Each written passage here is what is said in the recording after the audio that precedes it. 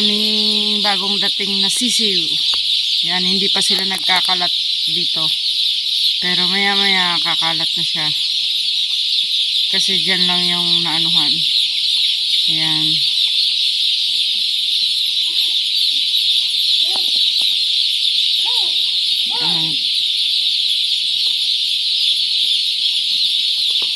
Nakakatuwa po yung mga bagong sisiw. Ang cute nila. Ngayon, nag-aasikaso po kami ng tubig nila para yun daw po kasi yung ano ng tubig. Yan. Hindi pa sila nagkakalat doon. Buo-buo pa siya. Kumpul-kumpulan pa. Pero next day po, ano na yan. Mamaya-maya lang po mga gabi. Ano na siya.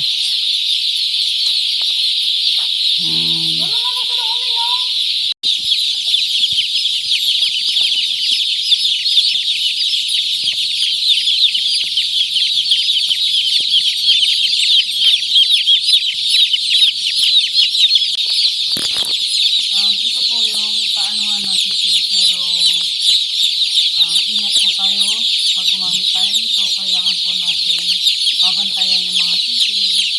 Lalo na pag mga ganito pa kasi madali lang po ang life nila. Naliligo na agad eh. Pag nabasa na po kasi sila, yun, isa na yun sa coast na nababansot. Tapos ganito po minsan nagkakaano-anuhan sila, nagkakaano sa tubig. So hindi namamalayan na may nababasa ng mga sisiw sa sobrang dami nila. So yun lang po ang isip lagi natin yung tubig. Kasi minsan makukulit din po talaga ng mga sisiw. Ano na pong mga ganito. Ito ngayon, itong sisiw namin po ngayon is very energetic. May mga naligo na nga po dyan. Ayun, nandun na po sa heater. Sa ilalim ng heater, pinainita. Na po sa mga heater para matuyo sila. Kasi may makukulit po talaga. Hindi maiwasan yun. Na naglalaro po talaga yung mga sisiw sa tubig. Kaya medyo, kaya nito, hindi nila naaabot, ibababa natin. Kaso naman po, pagkatingin-tingin natin kasi madali po talagang makabasa. Hindi kagaya po nito na limited lang yung tubig na lumalabas. Kunti lang. Hindi siya nag-focus ng basa sa manukan. Ito. Mas better po talaga ito ang gamitin. Pero ito pag sa una pa lang po talaga to, sa first day, second day, third day, pwede po itong gamitin. Pero pag malalaki na sila, Tinatanggal na. Tinataas. Itinataas na siya. Kasi lagi po itong nagpo-post sa pagbabasa sa manukan dito sa apa. Oras po kasi mabasa itong apa, magkakasakit po yung ating mga manok. Ito naman po ang pigs. Siguro po mayroon po kasi kaming ganito kasi habang maliliit pa sila. Kasi yung iba po kasi hindi pa marunong kumain dito sa chicken feeder. Kasi medyo malalim pa siya. So, ayan. Kailangan po talaga nila ng suporta. Ganito po Tingnan nyo po. Umiibabaw lang sila, kumakain na. Kasi sa maliliit pa sila, so kailangan po natin talaga ng suportahan ng pagkain yung ating sisiw. Kasi bagong dating pa lang siya. So, yung iba maliksi, yung iba mahina-hina. So, yan. Kaya, lahat po yan mayroon. Ayun, mga nag-uumpok-umpukan, mayroon yan. Ito, bukod dito. Tapos, bukod din dito, tubig, mayroon din. Ito. Yun. Parang ganun lang din po yan dito sa pigs dito. So, yun lang po. Ayun po yung isa na nag-check ng tubig.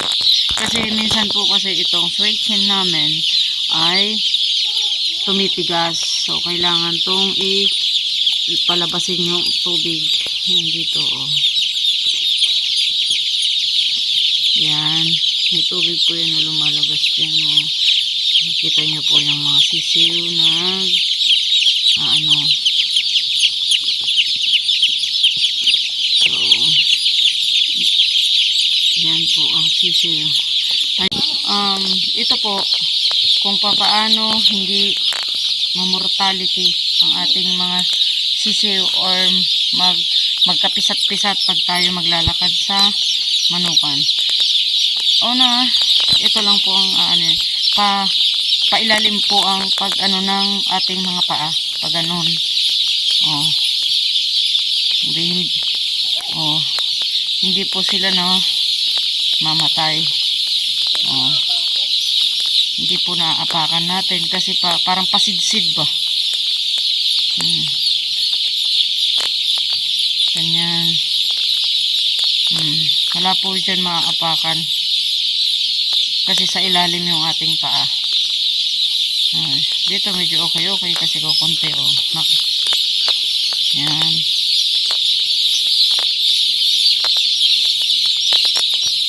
Yan lamang po. Kami na nakita na yan naligo na siya sa tubig. Kararating pa lang yan. Naligo rin sa tubig. Tingnan nyo po, nanginginig-ginig pa. Tumalon pa. Dahil po yan dito, kaya kailangan po kasi ito nakaangat ganyan. So, bumaba. So, ngayon lang po namin napansin. So, ayun, meron pa isa. Andun. Yeah, ito po. Naligo po sila, kaya lalagay po niya sa heater. Yan yan, namatay na. Hindi pa yan, buhay yan. Ilagay mo lang sa heater, dito. Mas maano. Ay, manuka. Yan, basa. Ayun, doon sa heater, sa ibaba ng heater ilalagay. Yun naman po. Sa alaman. Share ko lang po ito kung ano yung purpose kung bakit may heater. Ito pong heater, ito. Yan, pulang-pula po siya. Dito po kasi sa Taiwan is malamig. So, natural po, kailangan po nila ng heater. Malamig po. Saka mayroon din po kami ditong sukatan kung ilan yung thermometer ba tawag doon. Yan po. Oo. Sa susunod po, sasabi ko po sa inyo kung ilan yung temperature dito sa manukan ng bagong dating na manok. Yan. Ito po, 1 day old lang po ito. Ngayon lang po itong tanghali. So, madami po yung mga heater. Gas po ang gamit nila dito. Parang LPG. Yan po. So, yan po, may mga ano tayo. Yan. So,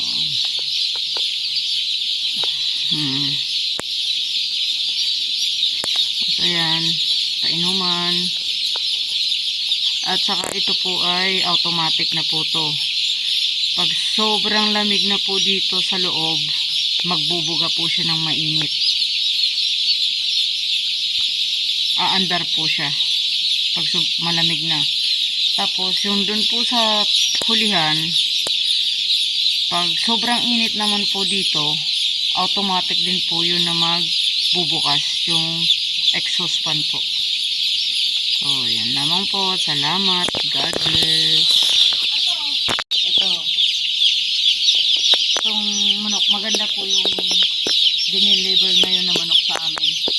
Kasi ito po kasi na nakikita ang kagandahan ng magandang sisiw is sa mata. Tingnan niyo po yung mata niya. Walang kalabo-labo. Diba parang ano siya, malinaw na malinaw siya ang mata nila. Tingnan niyo po, magaganda talaga. Tapos healthy. So yan, maganda talaga yung pag-quality ngayon ng manok. Yan. Tapos makikita rin po yun sa paa. Ang paa nila, pag yung paa daw nila is yung kulubot-kulubot, kulang na kulang yan sa tubig. So, yun ang tendency ng baka mamatay siya. Pero sa ngayon, maganda tong na ano ng ano kasi magaganda yung ano nila ng mata. Yun. Wait. Kung kulang kayo sa gilid. Tingnan niyo naman oh. Yung mga kasama nyo, ano na, masaya sa gitna. Kayo nasa gilid, nagkukumpulan. Uy, sayo, uy! Ang kapitid nyo na naman. Pinapairan nyo. Oh, doon kayo sa gilid. Doon sa kabila, ang attitude nila naligo. Kaya naman, nagkumpulan dito sa gilid. Ano mayroon? Ha? Ay. Buti kayo eh. Ganyan-ganyan lang kami. Pagdating, galing kayo, may trabaho pa kami. Umayos-ayos naman kayo mga manok. Bigay naman ha.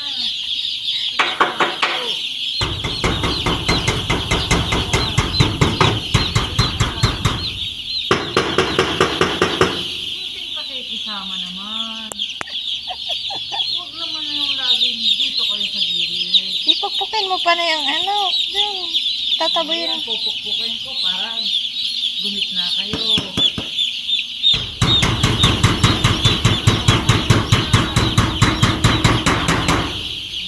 Bila naman.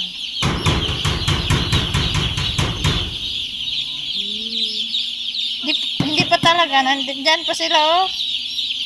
Maganda yung nagkakaanoan din tayo. Nagkaintindihan kayong dalawa. Tayo eh. Give and take ba? Inaalagaan ka namin? Alagaan mo rin kami. O, bigayan lang tayo. Okay, mga manok? Ha? Kapabait kayo. Magpalaki kayo. Para pag malaki kayo,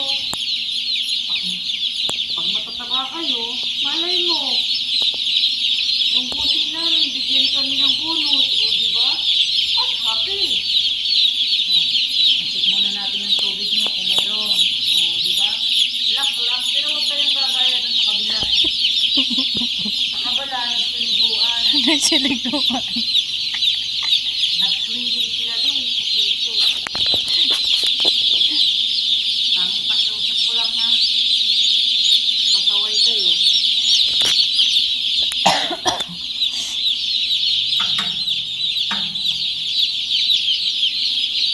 Sira siya. Nanganga. Nga eh, di ba? Nag-usap na kami ng manok. Give and take. Alagaan nila ang sarili nila.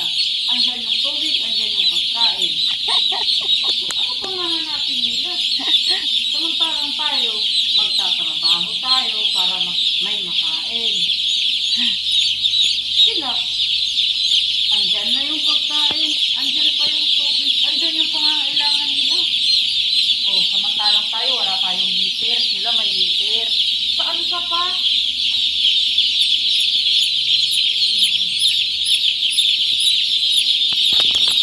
Heater lang tayo. Sige, mga sige, kain ng kain. Habang may pagkain pa kayo. Mga pinig dito. Ano sila? Pinapagsabihan ko na kasi ito kanina. Nung ibinaba ko yung bamboo. You know, ewan ko bamboo pa ba yun? Tanga-tanga eh. Bakit yan butas-butas? Ano kasi Or sinadya lang yan? Hindi, may alaga kasi din kami dito daga. At Yung daga ang may gagagawa ang gagawa ng daga ay yung Pero butas-butas. yung dito sa kabila. Ayan. Yun. Hindi naman bagong palit yan. Hindi naman yan bagong palit. Sadyang yun lang ang masarap na ano, lona. Siguro yun ang masarap na lona. Kaya yun ang na ano. Yan, binaba ko kasi yan. Kasi mahaba pa yan doon sa dulo eh. Para maano yan. Init. Ito, nakalimutan ni Baboy. Na, Isarado. sarado. Wala kang sasarado yun. Kasi tayo na naman sisihin niya. Ay, no. Hindi, para alam niya yung kamalian niya. Bakit? Bye-bye!